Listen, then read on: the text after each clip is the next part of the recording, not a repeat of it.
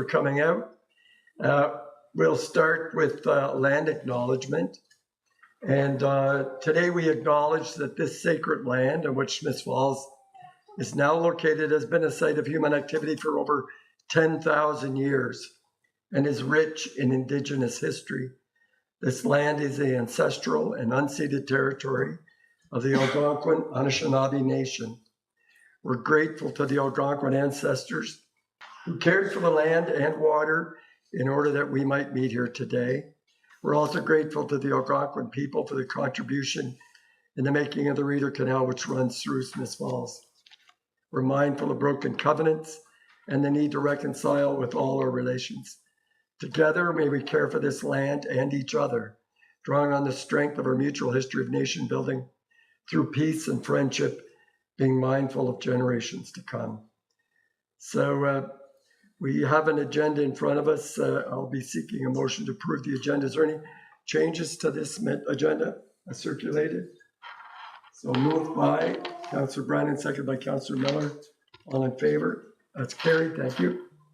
Are there any disclosures of pecuniary or conflict of interest? Yes, Mr. Chair. Mayor Panko. Yes, I'd like to declare pecuniary interest in our delegation. As one of the members of this committee, item 6.1. One of the members of the committee is my sister, so I will remove myself from discussions. Duly noted. Thank you. That's unfortunate, but not that she's your sister. Well, it's unfortunate. Yeah. Anyways. Approval of the minutes of the July 10th, 2023 and July 17th committee of the whole be approved as circulated. Moved by Councillor Robinson, seconded by Councillor Quinn. Any discussion? All in favor? That's carried. Thank you. So we're right on to the delegation, and Krista Dales-Donnelly and Shelley Bradley are going to talk about Old Home Week 2025. And if we can keep it around 10 minutes, that'd be great. And then there'd be time for some questions if there are any. Okay, thank you. Thank you. Thank you, Councillor McKenna, and thank you, Mayor Panko and Council, for this opportunity to present your Old Home Week 2025 committee. My name is Krista Dales-Donnelly, and with me is my co-chair, Shelley Bradley. We are here to formally request to become a committee or task force of the town and collaborate with you and staff to design Old Home Week 2025. With our video, we will share some tidbits from the past, and I'll provide a little history. Approximately 50 years ago, George Morrison presented his committee for Old Home Week 1976 to Mayor Dr. Tom Ashwell and the Council of the Day. The festival was held in 76 instead of 75 to coincide with Smiths Falls' 150th birthday.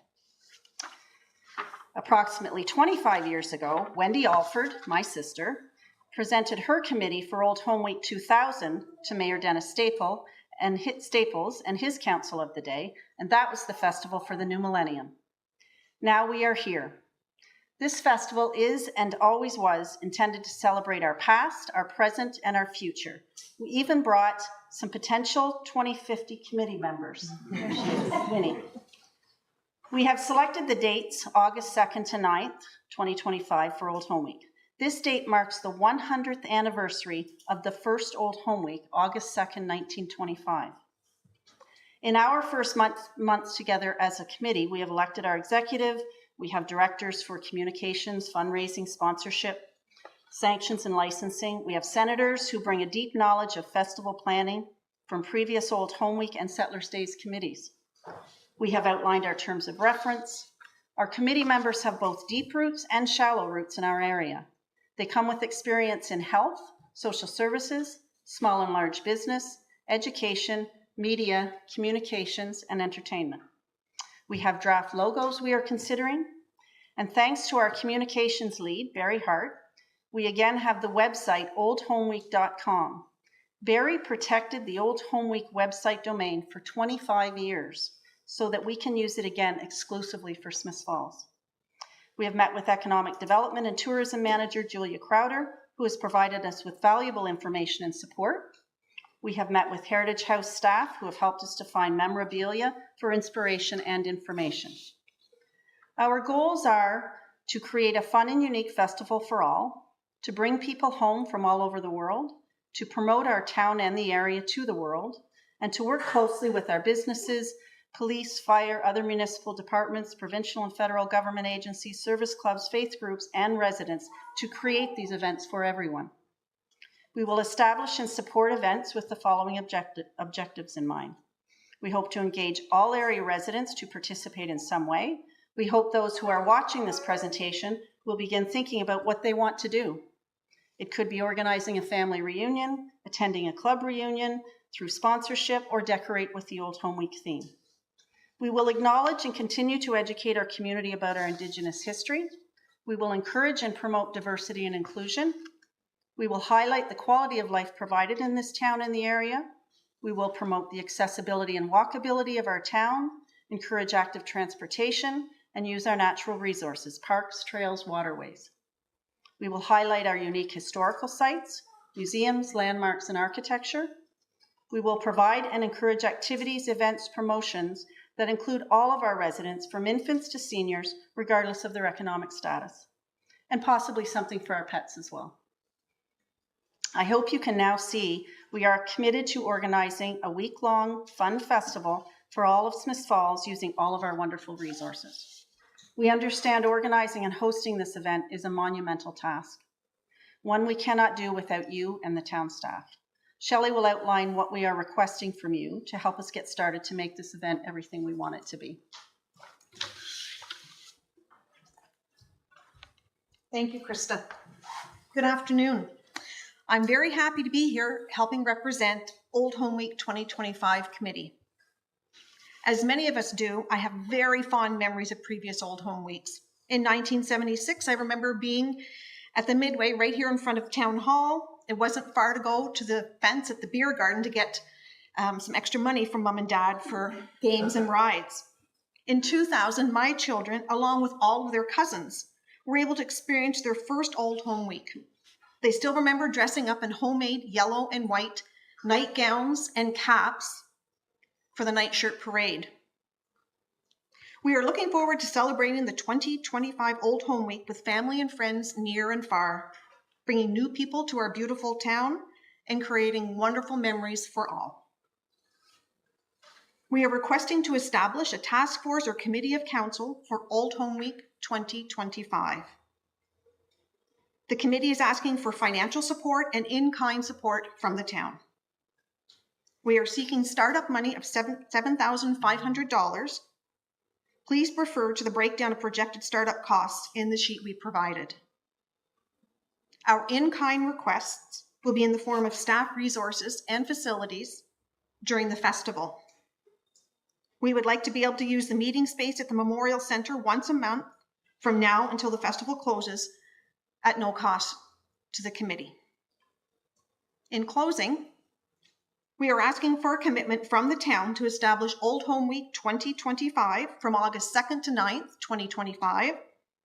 During this time, we will require support and access to town resources, staff, recreation facilities, parks, and other town facilities as needed.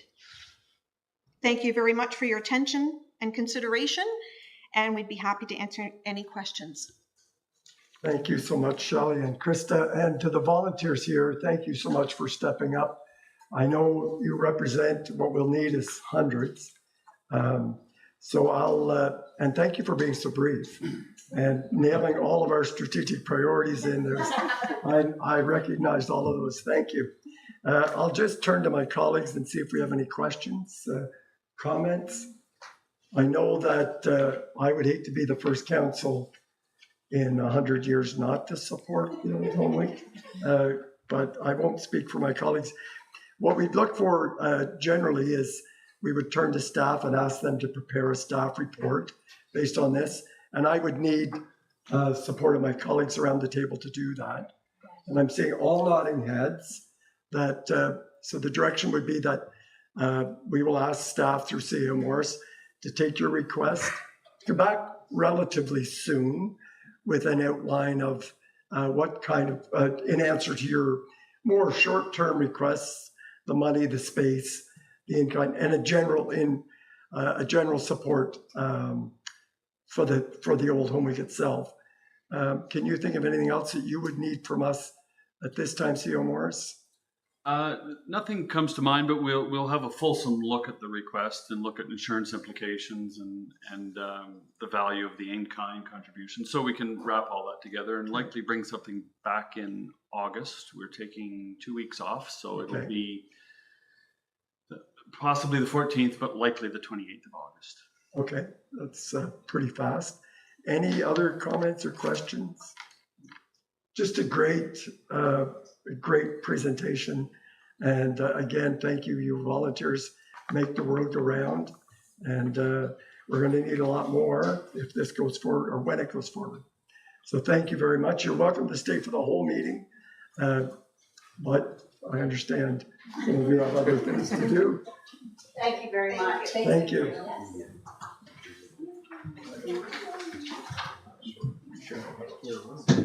Yeah. Well, he can work it. Sam Morris, you have some directors or CEO reports, I understand. We do indeed. We have 3 at last count, and I think we'll start with Director McMahon.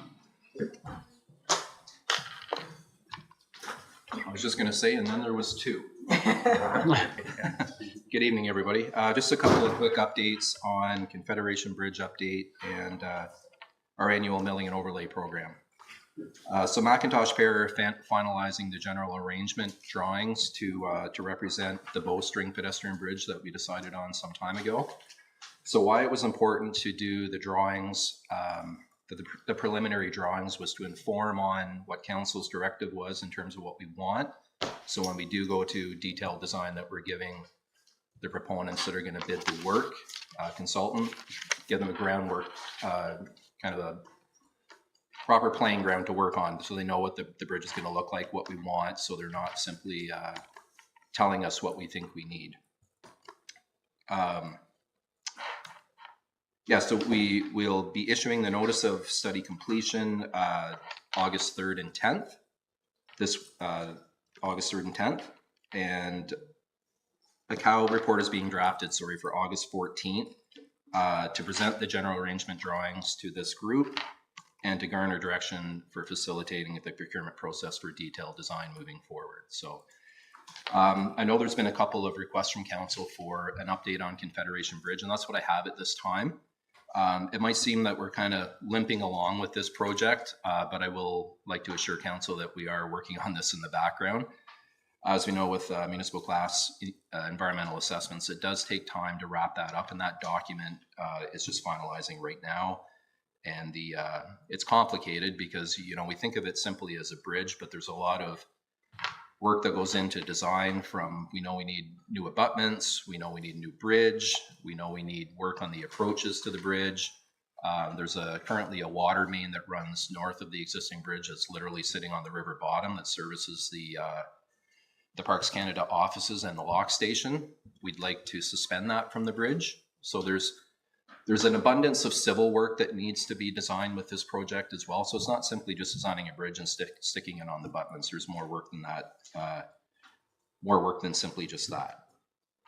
So with that, before I jump into milling and overlay program, I'm just wondering if there's any questions or. Councilor Miller?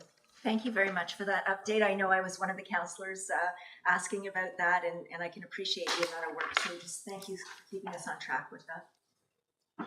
Like I say, there'll be more to come at the August 14th. That's where I'll be coming to council, and myself and CAO Morris have been working on how to procure the design services for the bridge. So we'll have more for council's consideration on the 14th of August.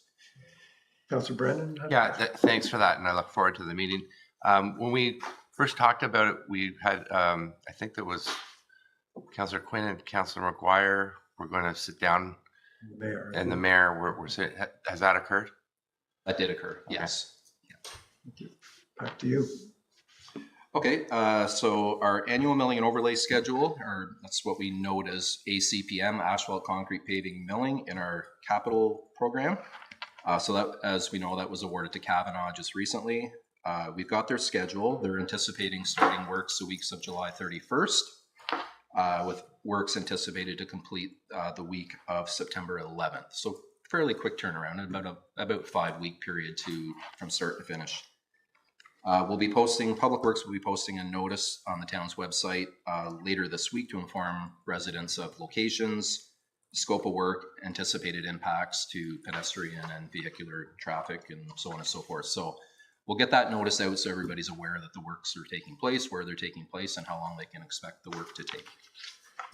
So just to be clear, 5 weeks from July 31st is the anticipated length of all of those projects. That's correct. Yes. I'm impressed. Yeah. Thank you.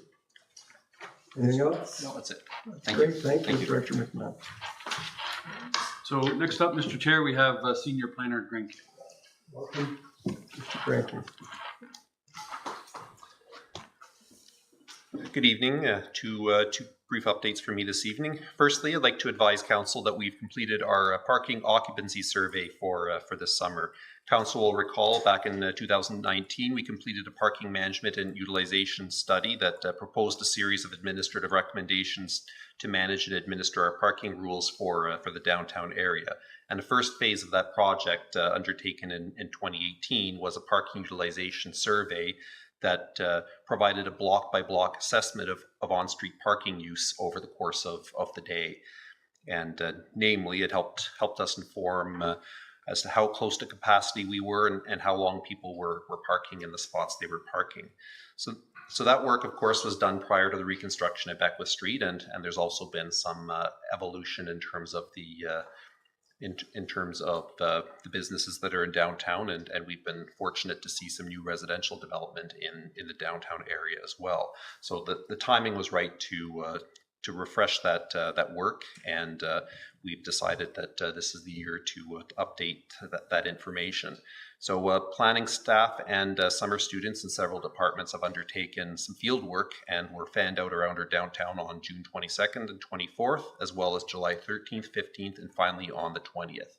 The goal was to get 2 weekdays and 2 Saturdays and generate an average weekday and Saturday occupancy count. So we did have to call it early on one day as some fairly significant thunderstorms were moving in, so we made that up a different day. To give the public a heads up, a notice was issued through our social media platforms, and the Downtown Business Association was also advised so that they could filter the information to their members, which they did. And of course, the number of questions and discussions came up between our folks who were out there doing the count and people who were asking them what's going on. It bears emphasizing that we're not interested in who was using the spaces, and we certainly weren't enforcing any bylaws. However, we were looking for key information as to whether there's any parking shortages in certain parts of the downtown. And as best as possible, we followed the methodology that was used previously in order to enable us to get an apples-to-apples comparison. The data collection is now complete and is being compiled and analyzed and will be reported to Council when that's ready, likely later on in August. If we look at parking as a resource, this work helps us determine whether the supply is working as it could, or whether Council may wish to consider tweaks either to the rules or look at creating additional supply over the long term elsewhere. Parking space occupancy counts also help inform land use decisions, particularly when we're being asked to reduce parking requirements, off-street parking requirements through a zoning application. And finally, I'd like to acknowledge Mary and Richard in the planning office for their work in coordinating the important work in doing the counts, our planning summer student Lily, as well as summer students in the engineering, building, and economic development departments for the hours they spent on the field. It truly was a team effort, and only possible because many hands were on deck to ensure that we have the best and most complete information for the whole daytime period, which will help further decision making. My second update relates to a key Planning Act change that was approved by Queen's Park in early 2022 and finally came into force on July 1st of this year. And that relates to the mandatory refund of fees relating to zoning applications, official plan amendments, and site plan amendments where decisions are not made within timelines set out in the Act. So the provision applies to any new applications received and deemed complete after July 1st of this year, and the legislation is not interested in fault. So for instance, if we're waiting for a comment from a third party, such as a conservation authority, or even if there's a prior agreement with an applicant, we continue to be on the clock, and in time we would be working for free. Like everything in a rapidly changing planning legislative world, case law has yet to catch up and interpret some of the idiosyncrasies we always find in the legislation, so that will evolve in time. And this and other Bill 109 changes were reported to Council last year around the time they took effect, and we're working with our colleagues both within our office and other departments, as well as our solicitor to respond to our own operations within the meaning of the Act, and of course the intent of the Act, which is to make sure that planning applications are processed efficiently. So just to give Council a heads up, we are updating our operational procedures and most importantly our site plan and zoning application submission checklists in order to provide the maximum amount of information and clarity as to what we look for in a grading plan, a landscaping plan, servicing plan, all those other documentations. So that effectively front loads the work that needs to be submitted at the application, but ensures there's fewer revisions once an application is actually handed in. And in the longer term, through the update of the official plan, we will of course assess our administrative provisions to make sure that definitions are tightened as they need to be regarding complete applications, to make sure that there's certainty and our partners in development have the same level of certainty. We might be looking at holding zones, for instance, if a decision needs to get to council and we're close to a deadline. So at this point, we don't require action or direction from council. The conversations we're having in our office are similar to the conversations happening in every planning office in Ontario, and we'll continue to work both internally and with our partners to ensure the expeditious and efficient processing of applications. So that concludes my updates for this evening. I welcome any questions or discussion for committee members. Thank you, Mr. Granke. Councillor Quinn. I do have to comment on the young staff that were out doing the parking survey. They were lovely, just lovely, very polite, stopped and, told us what they were doing. So a great job. Thank you. Thank you. That's I'll certainly convey that onto the students. I have a question, Mr. Gray. Do you anticipate an issue with the town of Smith Falls meeting those deadlines like 80% of the time, or do you have a sense of how well we will do? It's a good question, Councillor. It's tough to say at this point. Certainly, it is within the overall planning world. It is not unusual for a large site plan application to take more than the 60 days, which is prescribed. It's very rare, in fact, for it to, and that's through no fault of anybody. It's simply the submission, the review, all of that. I think our hope is through front loading this information as best as possible, the submission and application requirements, requiring more of that work to be done before the application is actually submitted. That would tighten things up.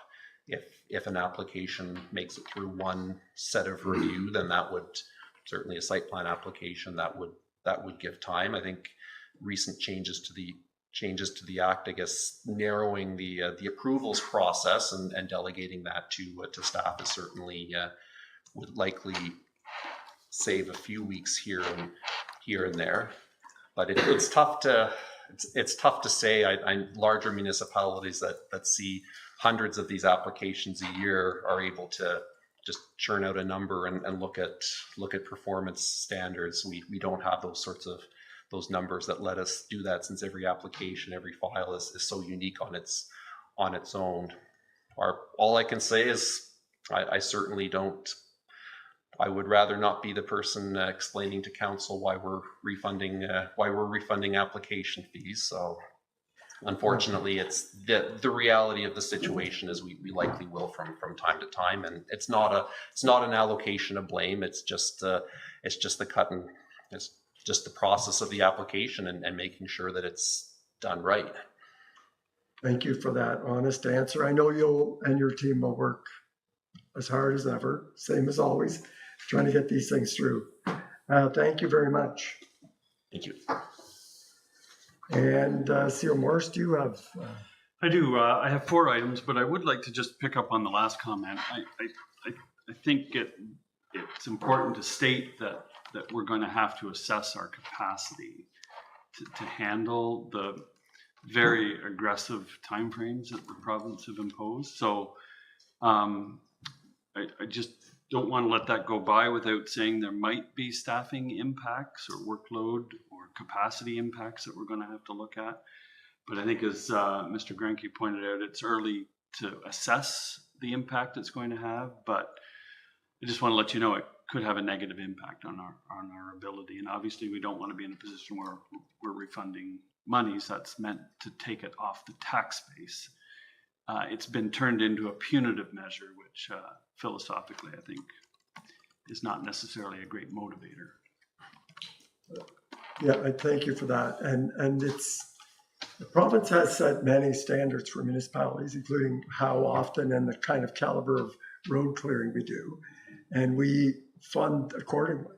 So most of the work we do is dictated or legislated, and we have to meet these standards, and we budget accordingly. So if it comes to that, we'll cross that bridge, but it's a possibility. Yeah, absolutely. And I think clearly if we're looking at true cost recovery, ironically, those fees may have to be increased to cover that additional workload. So I'm just forewarning you that there may be unintended consequences. Thank you. But we're going into it with an open mind. So over to you with the rest of your... Yes, so 4 items. The first is just a reminder that we do have a special committee meeting next week. It is the 5th Monday of the month. Normally we take that off. But we do have, we are working on information to keep the 25 Old Mill Road discussion moving forward. So you have the information you need to make a decision.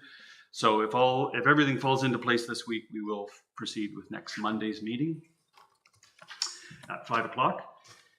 Second item, I just want to share with committee that AMO, in concert with 9 other signatories, have sent a letter, dated July 14th to the Premier.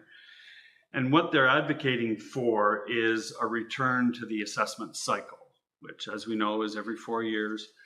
I should note that there are private sector signatories on this letter. Canadian Federation of Independent Business, Ontario Chamber of Commerce, Canadian Property Tax Association. So it's not just a municipal perspective. There are private sector organizations that are saying we have to get back on a cycle for predictability and property tax, the ability to predict what property taxes will be. So anyway, this letter went out just pointing out that we're still using valuations from 2016 to set property taxes. That's an enormous amount of time that has passed. All 9 other provinces in the country have proceeded with getting back on track with property tax reassessments after the pandemic. So they're advocating that Ontario should follow suit. So we will keep you apprised of any movement in that regard, but there hasn't been any signals from the province suggesting that's going to happen soon, but perhaps this letter will precipitate a conversation. Before you go on to your next point, Councillor Brennan had a comment or question. Yeah, I saw that today, and it's 7 years. So I'm just, the question would be, I see AMO as part of it.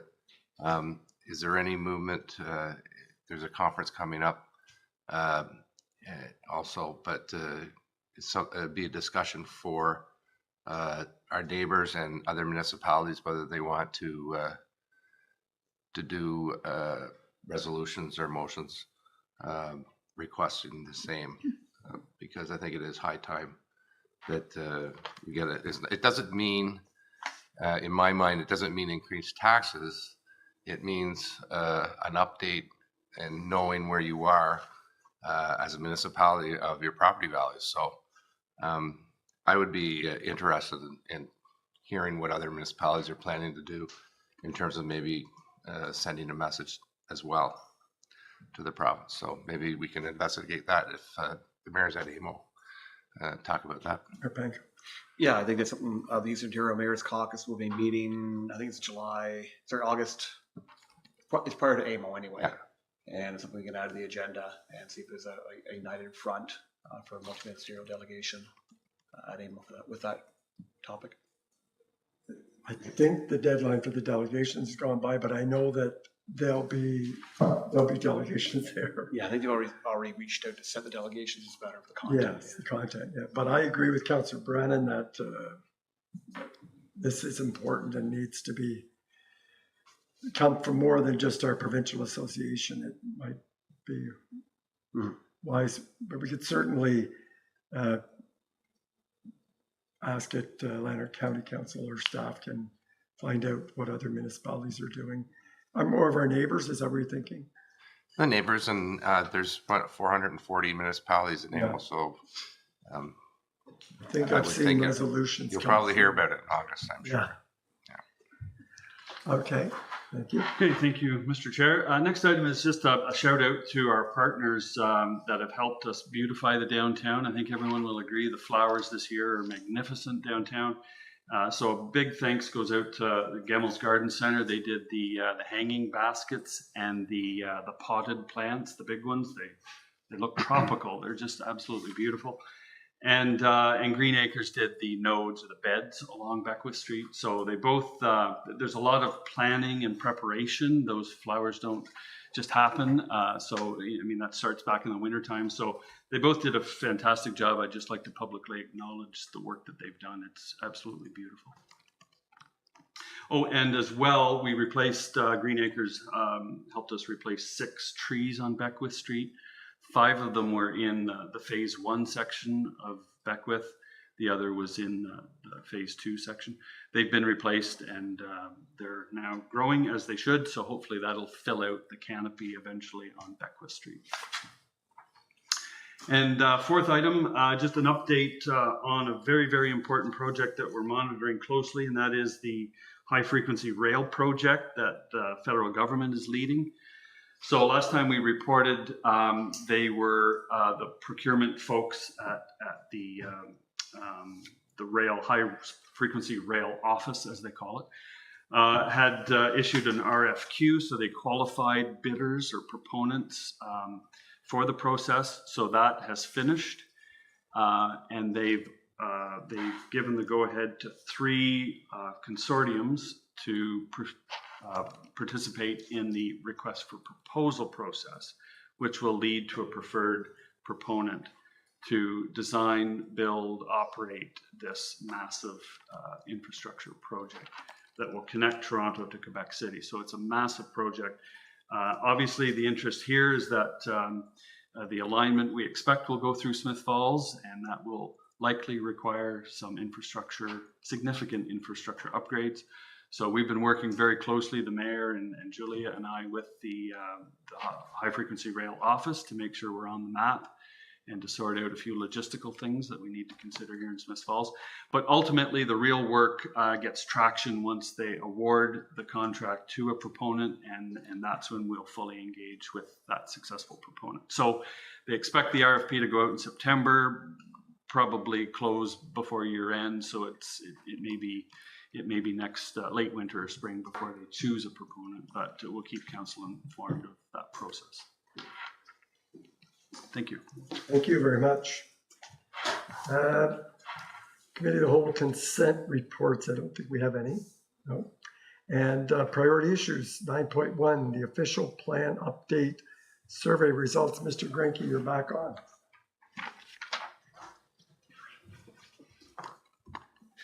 Thank you, Mr. Chair. I'm very pleased to report to Council the results of the opening round of consultation on our official plan update. Council will recall on June 5th, we approved a population and growth projections based on arising from our land needs study that will help us in growth planning from a quantitative standpoint. How much? What do we expect to see? That's certainly that's going to form the basis of a lot of the work and the mapping we do.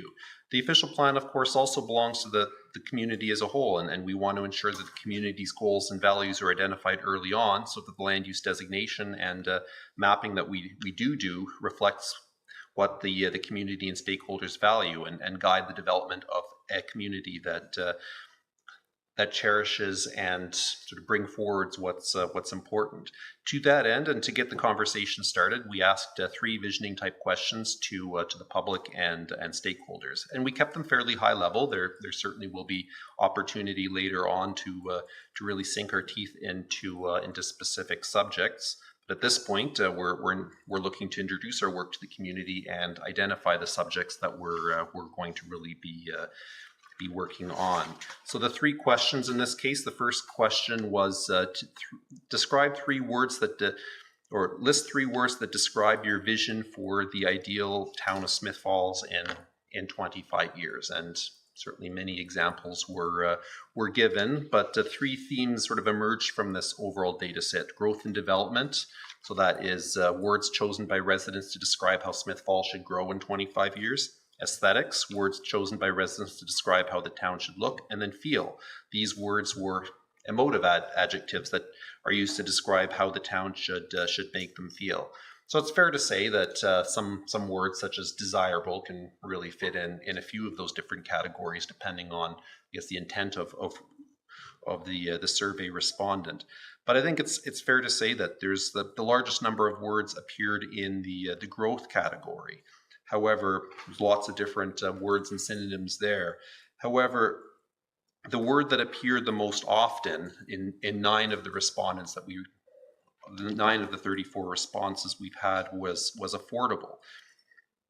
So that came up, it's welcoming. That came up 9 times, and that's important to know. It's a quality of life.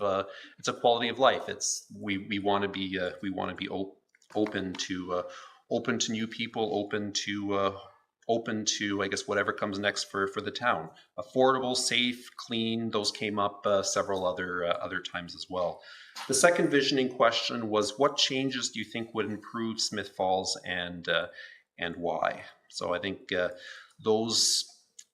survey responses could once again be brought up, divided into a number of different themes: changes to the waterfront, to infrastructure, to livability, growth and development, housing, and sustainability.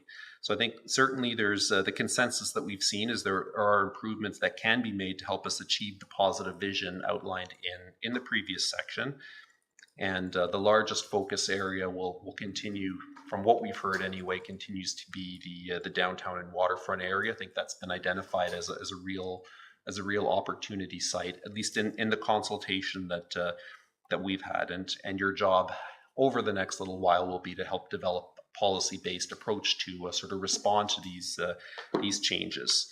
And I think it highlights the public's interest in using the plan to promote a community that works for everyone. So not all of the proposed changes that were identified here are the sorts of changes that are sort of OP policy. Some of them are more operational in nature, but I think it really highlights the overall intent from what we've heard.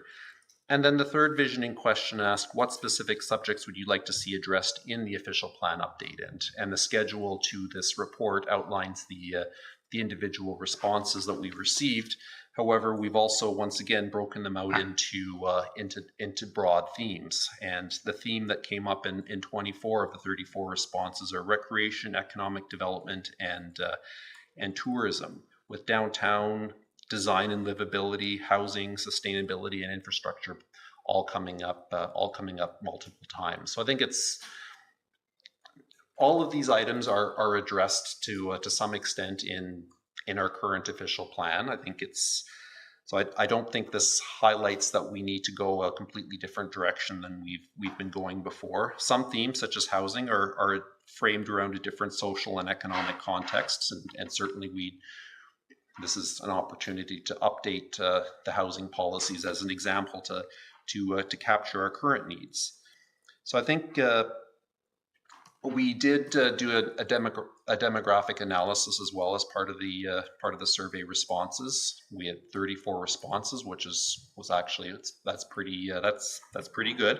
And the demographics are reasonably representative of the overall population profile based on the census. The survey results skew a little bit younger than the average, and that's which is different than a lot of the public consultations that I've done in the past. One area in which it did skew significantly was the overwhelming majority of respondents own their own homes. We did not get a significant number of renters. Renters represent almost half the population of the town, and that was, so I think, as we evolve and move through the OP process, we would certainly take note of this and ensure that that we reach and engage with folks who may not have participated previously, and make sure that everyone has the opportunity to. So in terms of the next steps, now, and informed by the survey results, planning staff will individually meet with department heads and identify their areas of interest and goals in the official plan update, and this information will lead us to bring forward a series of 5 or 6 individual themes that we're going to recommend that council identify for further workshopping in the fall. So the next report on the official plan, the next touch point, we're expecting to be late August. That would identify these themes, confirm our technical direction on a couple of the next steps, and also obtain council's direction regarding the integration of certain sort of area-specific plans that have been looked at in the past, including around Center Street, Lawrence Street, along Ferreira, and make sure that those particular areas and opportunity sites get the attention and priority that they need. And then this will, of course, inform the text of a request for proposals to engage a consultant to assist us with facilitating the consultation and developing the policy. So I think, to conclude the report, I'd really like to thank the residents and stakeholders who participated in the survey. 34 responses is a very high number for at this stage of the process, and the quality of the responses we got were excellent. There's a lot of really good feedback, and it was certainly a joy to read, to review, and just to put all of this together. So I'm pleased to bring this update forward to council, and welcome any questions or discussion that you may have. Yeah, and thank you, Mr. Greg. And I know you said you've asked council to receive it tonight, and that's what we'll do. We'll wait next steps, but I'll open it up. Councillor Brennan. Yeah, just comments. It was great to read. Nothing really surprised me from the responses you got. In fact, I wasn't surprised at all with some, and like you said, a lot of it was operational. And I think that the other point is, with these responses you got and the themes that emerged, I think are covered fairly well in their strat plan. And I think they dovetail quite nicely. And there was a couple of like specific things in there that I know 2 or 3 times there was one property on George Street that was mentioned. I reported last week. That's not going to be there anymore. It's going to be developed. So very interesting to read. I look forward to the next steps. Great work. Councillor Miller. Thank you, and thanks, Carl. That was an excellent report, and like Councillor Brennan, I think it ties into our strategic plan really well. One thing that did stick with me a little bit was the common theme of property standards, and I'm hearing that on the street as well. And I'm just wondering if there's an opportunity outside of this work to have a conversation about property standards, how we address it, and whether there's anything else we can do on that front. I know there's some repeat calls that we're getting in certain areas, so perhaps there's a creative way to address this that we haven't thought of yet. Do you have something more specific you want to suggest, or would you like it that we have this opportunity? I don't know if it fits into that, this future motion, or what? We haven't used the future motion technique yet, but I think if you wanted to get something on the agenda and council agrees with you, then we could have that discussion. if council agrees with me, I do think we should bring it up at some point. And just to be a little bit more specific for our staff, a review, an update of the property standard. I think an update through you, Mr. Chair, if you don't mind, an update on how we manage those complaints currently, and then maybe a discussion about what could be altered, if anything, because I know there's bylaws around this. So, if I may, Mr. Chair, so just a reminder, the last term of council had increased the budget for general bylaw enforcement activities But I think it may be timely just to review and find out where we're spending our time in terms of the different bylaws that we enforce. There's property standards, there's parking, there are others as well. So we could certainly put together kind of a synopsis of enforcement activities and share that, and also point out that property standards violations are in fact complaint driven. Some municipalities have become more assertive and move beyond complaint driven approaches. So that would be an appropriate discussion to have. Good. And council agrees with that suggestion. I'm seeing nodding heads. Yes. Thank you. Other questions, Mayor Panko? Yeah, thanks, Carl. A great update, great insight. The one thing that sort of stood out for me was the, I guess, potential direction going forward, and that could involve actually rewriting our OP instead of simply amending our OP. And that struck me as new. Is the feedback and the insight we've gained through this process tell us it may be time to update, to replace an OP, which is, I guess, technically not up to the point of replacement yet. Is that correct? That, through you, Mr. Chair, yes, that's correct.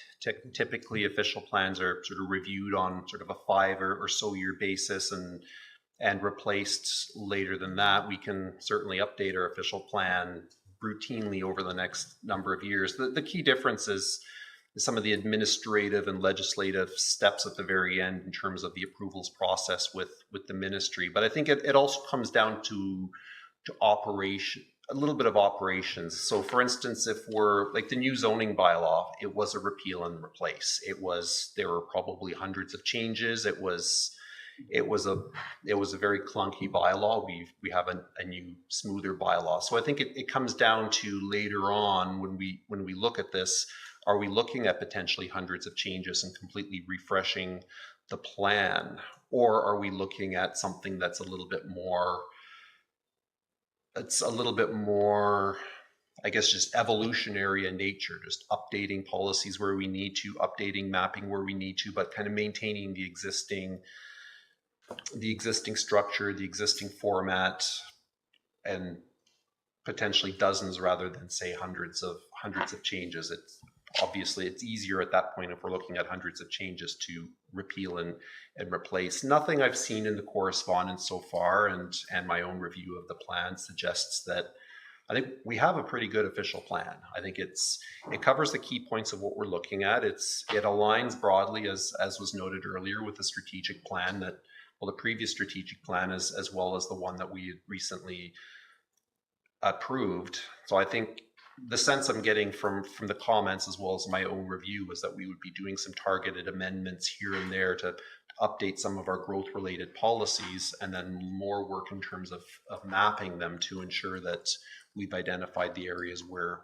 we are looking at expanding. And it seems to me, again, I don't want to get too far ahead of myself, but my recommendation will likely be to proceed with simply an official plan amendment where the deliverable is the same official plan, the same number, but just a series of maybe dozens of text and mapping amendments that are articulated in a single bylaw adopted by council. Yeah, please. Follow-up? And the other, I guess, the official plan does make some reference on accommodation for climate change. And I think we're all starkly aware that the world has even changed significantly since it was written, 8-10 years ago. Understanding our climate protection working group will be coming forward with recommendations to council, but it'll be a period of time before that's done. And I would think there should be accommodation within our new official plan for actions that are impacted by climate change. And just, I guess, interested in your thoughts on timelines to ensure that the work of this group can be accommodated within any changes to our OP, or that simply be an amendment maybe after the fact. And is there anything that you've that's happened thus far which will be already embedded within the amendments? So that's a fair question. I'm not sure that I think certainly the work with the climate action group, it's likely going to we're probably looking at a year or so there, and that may be fairly close to what we look at for the official plan. I think there's a few areas where there's that through the official plan, especially as it relates to development, we can start working on our own. And one example is low impact developments. It's addressed as a nice to have in the current policy, I think especially highlighted as a development concept in parts of the town that aren't serviced by municipal stormwaters, and as a way to accommodate development and manage effluent or manage runoff on site. But as an example, those and as addressed in the new provincial policy, the draft PPS, one opportunity we may have is to sort of expand and have a closer look at, say, low impact development sort of as a broader concept throughout the town, with the ultimate objective of reducing impact on our storm sewers everywhere, not just in areas where they don't exist. So I think there's going to be opportunities. There's certainly going to be opportunities there. I think there's areas in our official plan where we could create stronger language as it relates to vegetation, for instance, and a number of other sort of mitigation and adaptation techniques we look at through development. But I think if for instance the climate plan takes longer than the official plan, then I think one thing we can do, and I've seen this in other plans, is simply just make some supportive policy links that state that the town is working on this, and we want to see, and we support the work that this has done, and will agree to implement the results of the climate action plan. So at least there's a policy link in there, even if the specific items haven't been worked out. So those are examples. We'll work our way through them as we move along, but I think there's ways in which we can do that. I hope that answers your question. Yeah, great. Thanks, Carl. Anyone else? So we're receiving this tonight. I just would echo Councillor Brennan and Mayor Panko's comments, and Councillor Miller as well. I found that the survey, there's a heavy green theme. If you look through the survey, parks, trails, trees, waterfront, that's a broad theme. And surprisingly, there's very few big ticket items.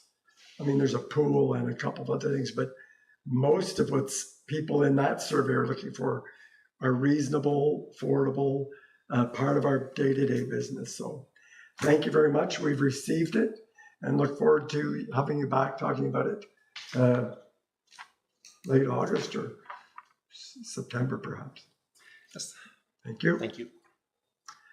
We're moving on to Director Munn on his award of the bridge inspection. Yes, thank you, Mr. Chair. So the report I have in front of you this evening is with respect to the award of a contract for bridge OSIM and additional structure inspection works. So what is OSIM? So OSIM inspections are required to be completed on a biennial basis. So every 2 years, OSIM sets standards for detailed visual inspection and condition rating for structures and the respective components. OSIM provides a uniform inspection approach that everybody follows for all structures in Ontario. A detailed visual inspection is defined in the OSIMs as follows: an element by element close-up, visual assessment of material defects, performance deficiencies, and maintenance needs of the structure as a whole. So why that's important is the previous OSIM inspections that we did 2 years ago from Greer Galloway, through their inspection and through their analysis, they determined, and this isn't unique, this comes out of pretty well every OSIM inspection that we do every 2 years. They'll note deficiencies with the structure itself and certain components within the structure that need to be addressed or should be further investigated to prolong the life of the structure itself. So that leads us to the additional structure inspection work. So we're looking at doing bridge deck condition surveys of the pedestrian underpass structure and the new lock structure on Beckwith Street, adjacent to Confederation Bridge, and conduct a detailed inspection of the fixed bridge on Old Slies Road. So we issued the request for proposal under that premise that proponents would give us a price for the the biennial OSIM inspections, which is pretty straightforward. They use all the same forms. They go through and they do visual inspections, and it's not a big ticket item. It ranges anywhere from $6,000 to $8,000 for our 8 bridges that we do here in town. But then when we get into the bridge deck condition assessments, where they look at it from a little more, through a different lens, or looking at it more detail to try to inform on what do we need to do in future capital years to prolong the life of the bridge, and how much more life do we have out of the bridge before we're looking at full replacement of the structure. So all that said, we had a pretty good response. Like I said, we issued this RFP back in the spring. So on March 2nd, 2023, we received 4 proposal submissions from TSI Incorporated, Ainley Group, JL Richards and Associates, and Greer Galloway. So as I stated before, Greer Galloway had done our OSIMs 2 years ago. JL Richards and Associates, we see them on a number of reports. They do a tremendous amount of work around the area, as does Ainley Group.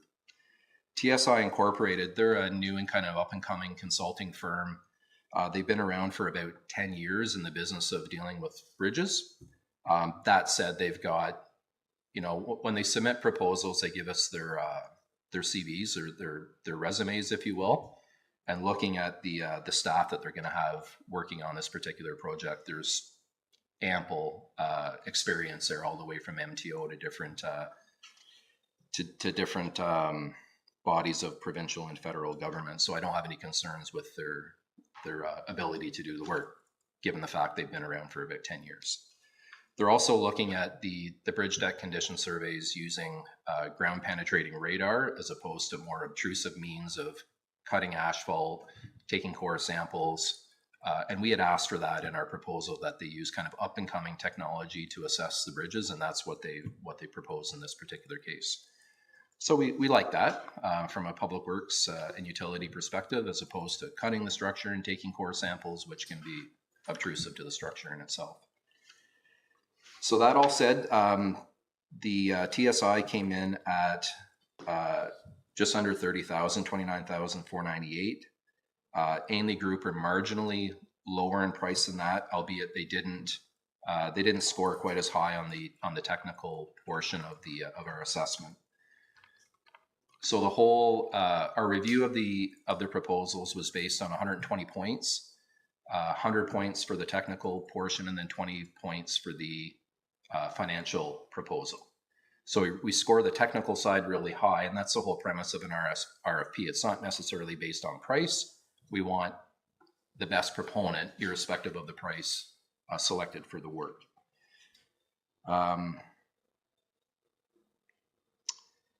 Yeah, so the options are in there, and presumably all councils had a chance to read the report. I'll just touch on the financial implications for a second.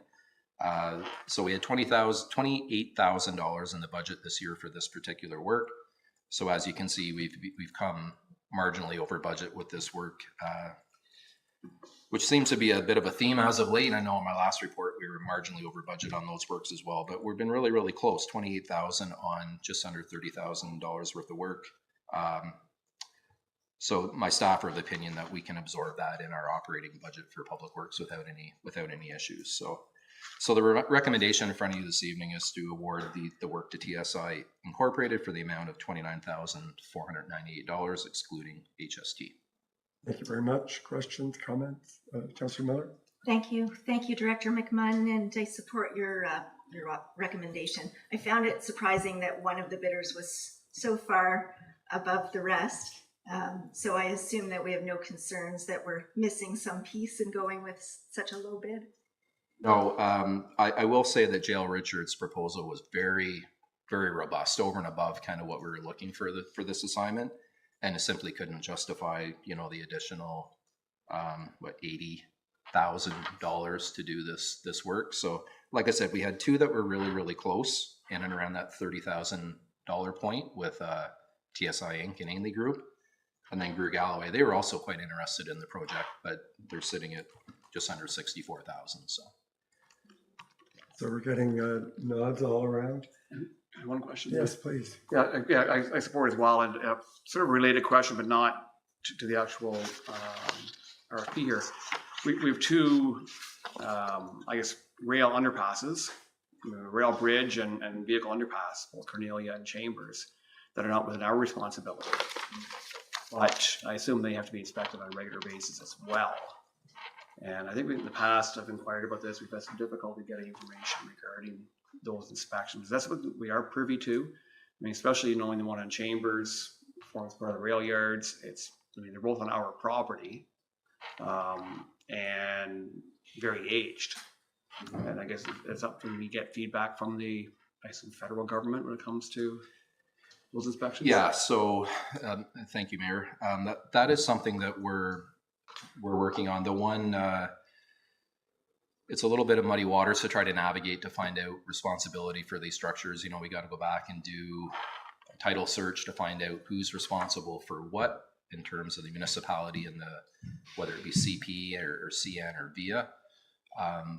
And there's agreements from back in the day. It's just trying to put our hands on who's responsible for what. But with respect to the Chambers Street, that's a significant structure that doesn't belong to us, albeit presumably in that agreement there is certain elements of the structure that we're responsible for versus the rail authority. So it's trying to put our hands on all that information, right? So we do have some, but I have reached out to folks at CP, for instance, just lately to find out about the I'm not sure what you call it, the subway, the underpass, the pedestrian underpass, to try to find out, what is the municipality responsible for? What is the rail authority responsible for? That also having a really hard time getting a hold of the right folks for that, but we keep pushing forward and trying to find out who the right people are to talk to with that respect. So,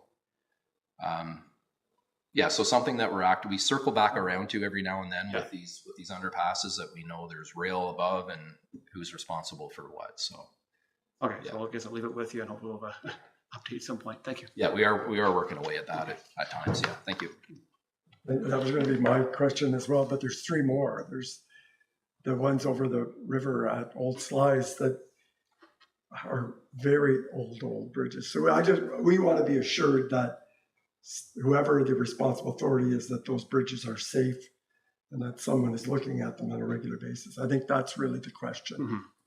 So are we talking about the locks on Old Sly? Yes, there are bridges over. Yeah, that would be over Park. Yeah, that would be Parks Canada.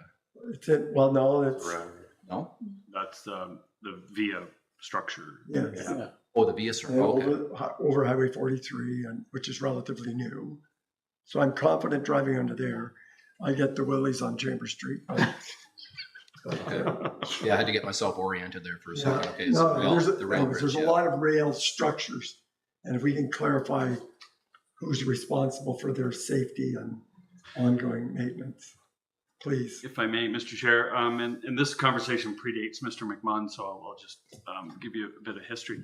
So Director McMahon's predecessor had worked to try and define responsibility authorities for the Chambers structure, because I think we can all agree there's some visual symptoms of age and decay going on there.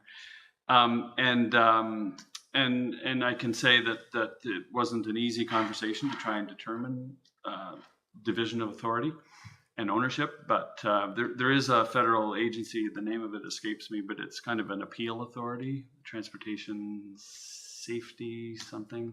Anyway, I can get the name later, but we did appeal to that body to help us break the log jam. So that discussion continues. And once we get something measurable out of that, we'll report back to council to provide some security and assurances that someone is responsible for the structure. We know we're responsible for the approaches, but we just don't know the delineation between where the approach ends and where the structure begins. So that's what we're trying to establish. So we'll certainly circle back once we get some clarity around that. Thank you. So you have support from council for your recommended tender. Thank you for that work. Thank you.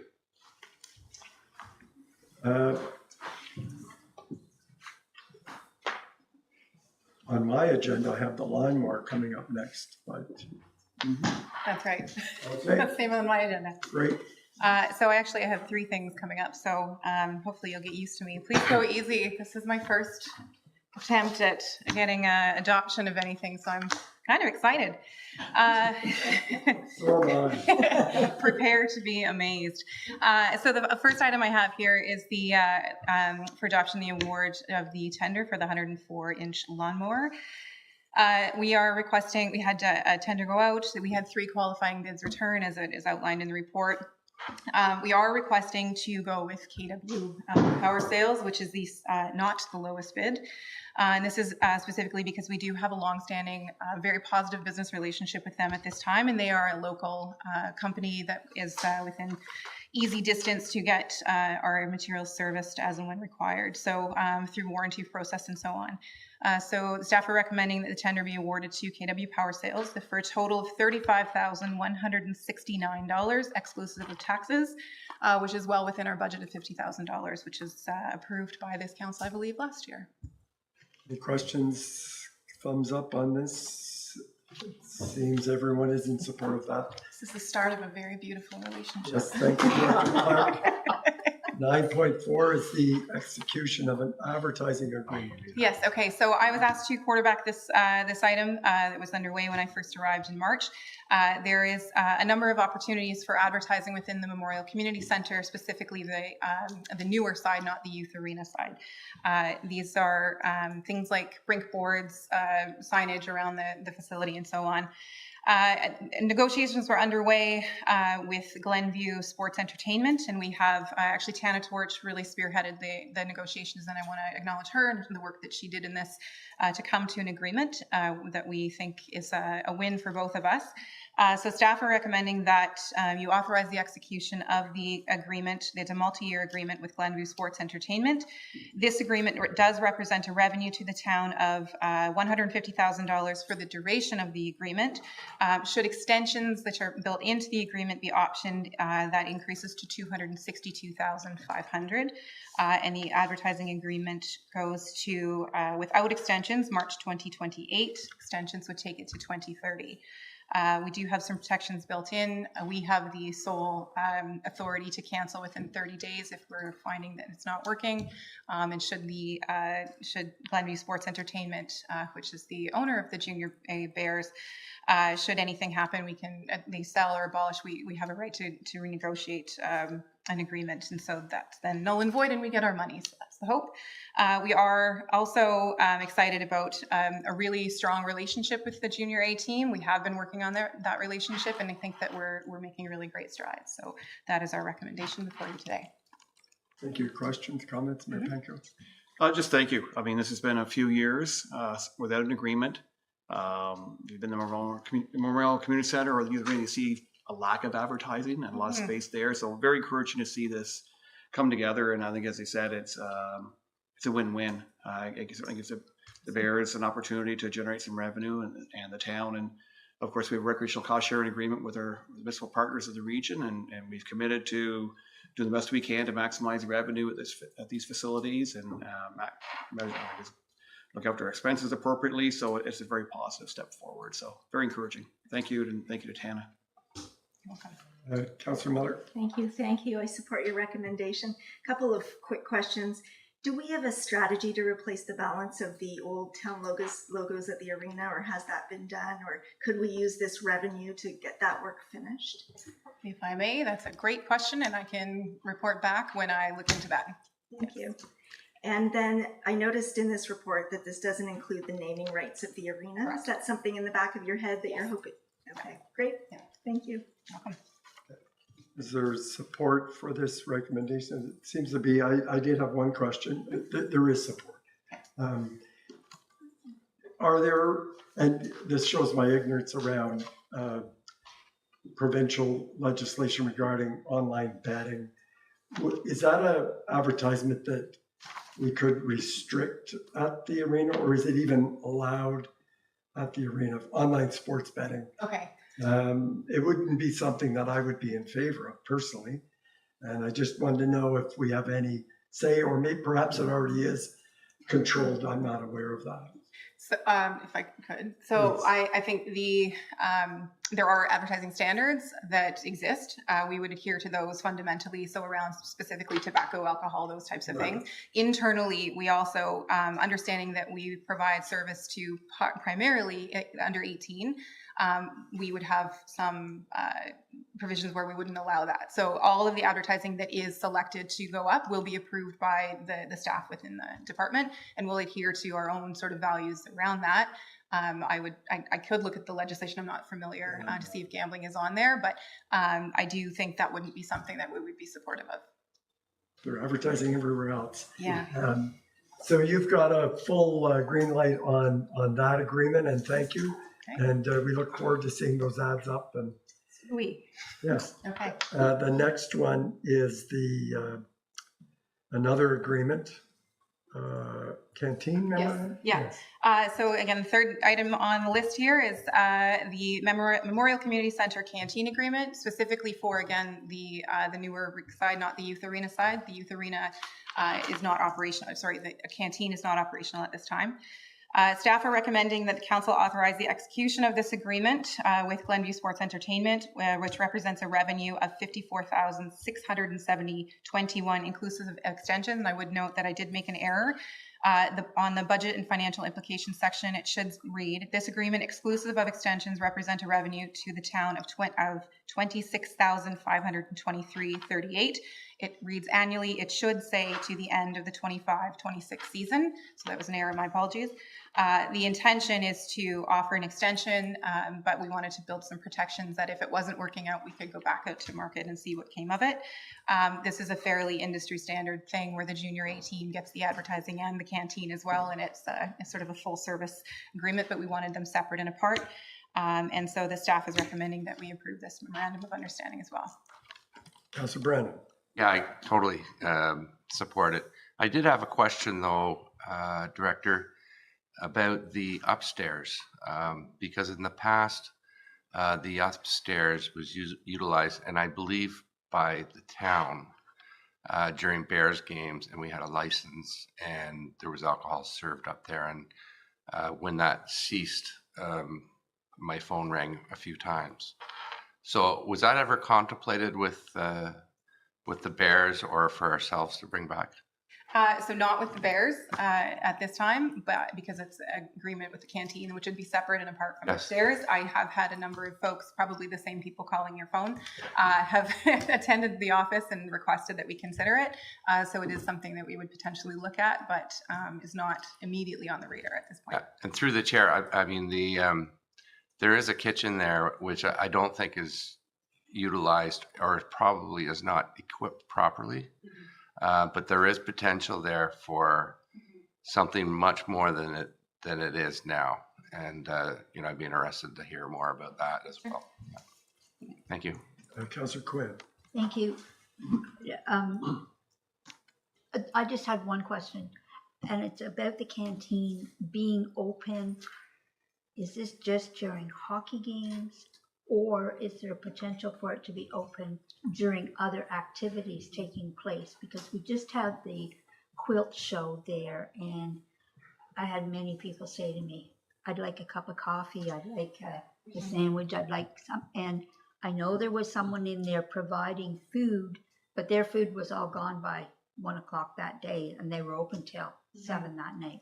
So is that something that we're looking at or can happen? So if I may, the agreement itself is actually dictates how many hours per week. So we're looking at a minimum of 20 hours per week, which would provide an increased service than what was been previously provided. The expectation is also outside of hockey games during like things like the quilt show or competitions, etc., that we would, when there's large scale events or rentals, the canteen should be open. That is the requirement. With the quilt show specifically, within that agreement, sometimes there are opportunities for rentals to say that they do not want the canteen open because they want to do a fundraiser for themselves, and so that would be what happened in that situation. Yeah. And just to follow up, and yes, I did think that that's what had happened because there was a group in there using it as a fundraiser.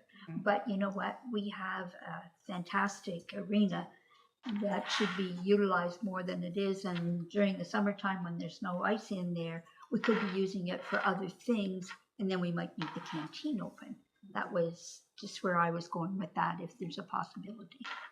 Mayor Pankhurst, do you have Oh, that's good, thanks. Okay. Councillor McGuire. Thanks, Mr. Chair. My question's on the food and beverage line here. Okay. There's nothing in the agreement that restricts food and beverage service upstairs or anywhere else on the site. So, excellent. Thank you.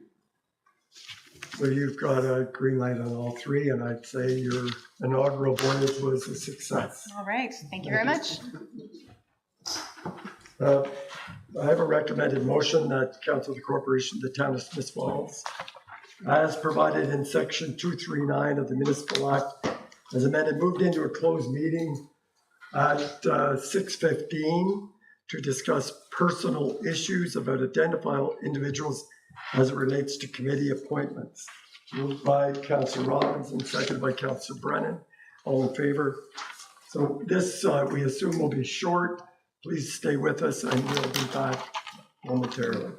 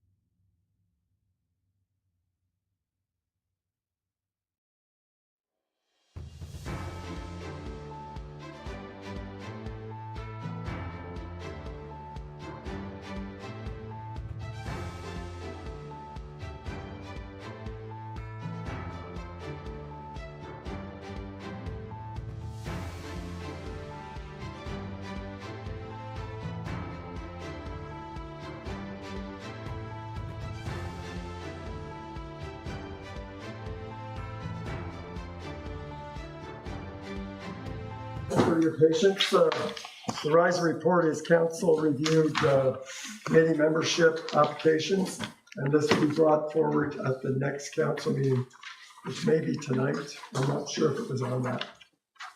CEO Morris. So if I can speak on behalf of our acting clerk, so it needs to go on a future committee agenda first. Okay. So the first opportunity would be August 14th.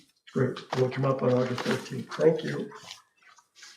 Agenda item 11, committee board external organization updates. Any updates from my colleagues? Seeing none. Correspondence item. We did receive correspondence from the municipality of Shania. Thunder Bay. Okay. And they reference Bill 3, which, for those of you, special powers to mayors, the provinces acted on giving enhanced authority to certain large cities and may extend that to other municipalities. And the municipalities of Shania are very concerned about that, as are many others, I'm sure. And so they've sent us a letter. Our Association of Municipalities of Ontario has also taken a stand on this. So I just wanted, that is the correspondence of council. They've received it. And no further discussion on that. Thank you.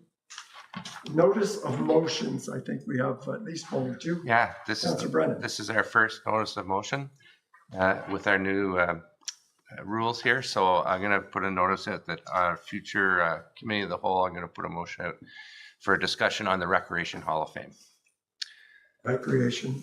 And does council concur that that is, they do? Thank you. And second, Councillor Miller.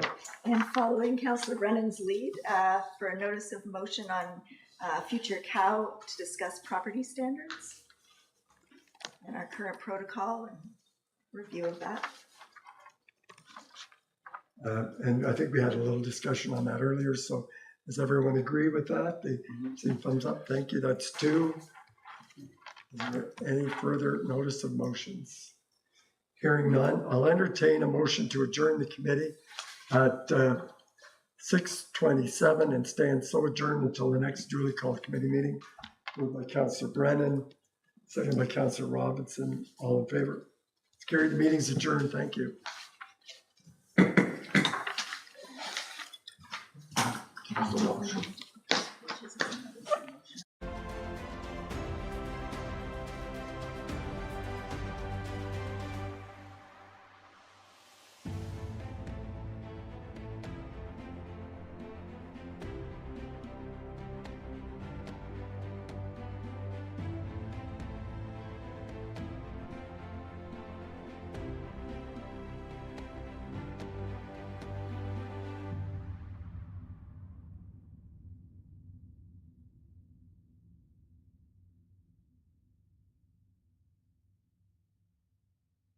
Okay. We will open our council meeting. I will start with land acknowledgement. On July 24th, 2023, we acknowledge that the sacred land which Smith Falls is now located has been a site of human activity over 10,000 years and is rich in Indigenous history. This land is the ancestral unceded territory of the Algonquin Anishinaabe Nation. We are grateful to the Algonquin ancestors who cared for the land and water in order that we might meet here today. We're also grateful to the Algonquin people for their contribution in the making of the Rideau Canal, which runs through Smith Falls. We are mindful of broken covenants and the need to reconcile with all our relations. Together, may we care for this land and each other, drawing on the strength of our mutual history of nation building through peace and friendship, and be mindful of generations to come. I'll call the meeting to order at, my watch on, 6:29. I'll ask for any amendments to the agenda. Motion for approval of the agenda, moved by Councillor McGuire, second by Councillor Brennan. All in favor? That is approved. I'll ask for disclosure of pecuniary interest and or conflict of interest and general nature thereof. I see none. We don't have approval of minutes. Madam Clerk, correct? No minutes for No adoption minutes. tonight. Any council reports or updates? Yes, Councillor McKenna? Just the one, Your Worship, I don't think we've let our colleagues know that the Climate Action Work Group had its second meeting on July 11th, and Mayor Panko and I attended the meeting here in council with staff. It was a productive meeting. What was interesting is, and given recent events, heat waves and floods and fires, and there is a sense of urgency around that work group I was concerned that we were moving very quickly, and one of the colleagues on the committee reminded us that we can walk and chew gum at the same time. So I was trying to be thoughtful and plan, but they're saying there's things that need to be done. We can do both. So I'm inspired by that group and look forward. We have another meeting coming up in the near future. So just wanted to alert. And those are open to the public, and you're always welcome to sit in to join us. Thank you. Yes, Councillor Just a Brandon. question on, are those meetings streamed as well? I would suspect they would if you're in here. The last one wasn't, but the plan would be they will be going forward. For Great, sure. thanks. Anything further? And the only announcement I'll make is the Police Service Board, we're meeting live in person for the first time since early 2020 in the council chambers this Thursday morning, the 27th at 8:30. And again, the public is welcome to attend and observe. Okay, we have no presentations and no proclamations. We do have a consent agenda. As distributed to the clerk, attached to the agenda, it's the items that we reviewed in our committee of the whole meeting a moment ago. I will turn it over to the clerk to go through the consent agenda. Okay. So seeking council support, mover and second that items in consent report number 004-2023 received from the clerk be received and adopted. Would anyone like any item separated? No, that's fine, thank you. If not, I'll proceed to read the four items. So the first item is award of RFP 23 PW-003, bridge, OSM, and additional structural inspection reports. Bylaw 10468-2023, the Council of the Corporation of the Town of Smiths Falls pass a bylaw to award this RFP 23 PW-003 to TSI Inc. for professional services for bridge, OSM, and additional structure inspection works, and further that council authorize the mayor and clerk to execute a contract agreement with TSI Inc. for the amount of $29,498 excluding HST. Second item is execution of a memorandum of understanding for the canteen agreement, bylaw 10469-2023. The Council of the Corporation of the Town of Smiths Falls pass a bylaw to authorize the mayor and clerk to enter into a memorandum of understanding with Glenview Sports and Entertainment Inc. regarding the community center canteen rental. And the third item is execution of an advertising agreement, bylaw 10470-2023, that Council of the Corporation of the Town of Smiths Falls pass a bylaw to authorize the mayor and clerk to enter into an advertising agreement with Glenview Sports and Entertainment Inc. And the final item is a lawnmower tender award. The Council of the Municipal Corporation of the Town of Smiths Falls authorized the mayor and clerk to execute an agreement with KW Outdoor Power Sales for the purchase of a 104-inch Hustler zero-turn lawnmower at the cost of $35,169 exclusive of HST. Thank you. All those in favor? Oh, sorry, Councillor Brown. I'm the mover, and I need a seconder. Seconded by Councillor Robinson. All in favor? Carried. Thank you. We have no motions, no bylaws. Any inquiries or announcements?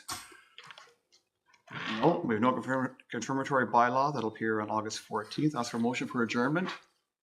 Moved by Councillor Brennan, seconded by Councillor Robinson. This council adjourns proceedings at 6:34 p.m. Stand so adjourned until the next duly called meeting of council. All in favor? That, A 5-minute council meeting. you can- That's a much better process.